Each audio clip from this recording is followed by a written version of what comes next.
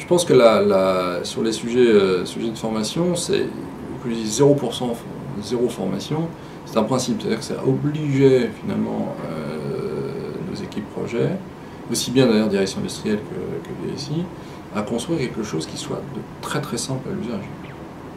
Il faut que le facteur, et comme ça a été construit avec lui, se reconnaisse immédiatement dans l'application. Il ne faut pas qu'il ait à inventer en fait quelque chose ou qu'il ait à imaginer qu'on puisse avoir pensé la solution de manière différente de son côté opérationnel au quotidien. Et du coup, dans les faits, les questions qui se posent ne sont pas tant sur la partie applicative, parce que ça, effectivement, ici, on reconnaît bien, la théorie des 3 clics, tout ça, ça passe bien, mais c'est sur l'usage même du smartphone. Mais sur l'usage même du smartphone, on s'aperçoit que l'information, il se l'a fait lui-même, en fait. Les premiers retours qu'on a eu des facteurs, c'est amusant d'ailleurs, dans les ateliers de construction, c'était tiens, mon fils m'a montré qu'on pouvait faire ça, mon frère, mon cousin, mon machin. Donc on voit bien que la prise en main, on va dire, de l'appareil, elle se fait finalement, on revient toujours à l'idée du standard, comme si on achetait un smartphone standard. C'est certainement un sujet de fierté en fait pour le facteur. Un effet waouh au début, c'est un effet waouh aussi dans son contact avec le client. Il signe sur le smartphone, le client il a son petit stylet et tout ça. Donc, et puis je pense que c'est en termes d'image même de la poste, c'est fantastique en termes de modernité. C'est pour ça d'ailleurs que certains facteurs nous disent mais pourquoi on ne l'a pas fait avant, certains concurrents l'avaient déjà. Quoi. Sauf que les concurrents n'ont pas un smartphone standard, ils ont du matériel durci.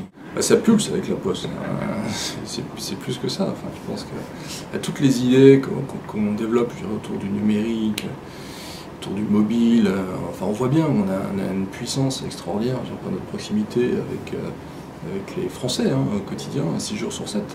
Ce sont des choix qui ont été faits aussi par la Poste.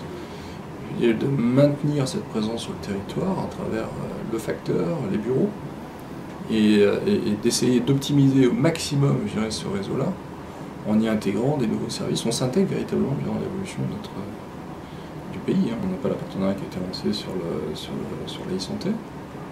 On travaille avec la banque aussi, la banque postale qui a ses propres activités. On travaille avec l'enseigne, donc avec les bureaux de poste.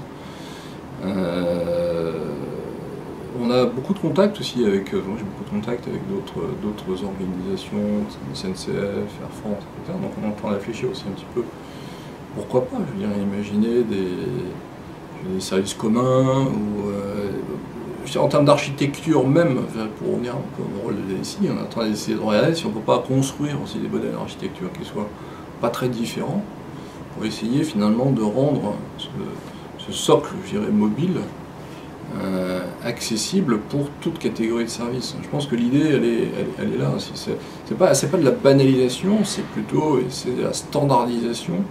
On va essayer d'imaginer demain que tout ça nous permettront de faire véhiculer finalement des informations sans interruption, quelle que soit, je dirais, l'activité. Et tout ça dans un seul objectif, c'est d'utiliser en fait la présence sur le territoire des facteurs comme un levier, je dirais, de distribution de nouveaux services. Je pense que cette présence, pour le coup, elle reste. Et quand on parlait tout à l'heure du meilleur du papier et du numérique, c'est le meilleur du papier et du numérique et de l'humain aussi. Parce que je pense que le facteur n'est pas numérique.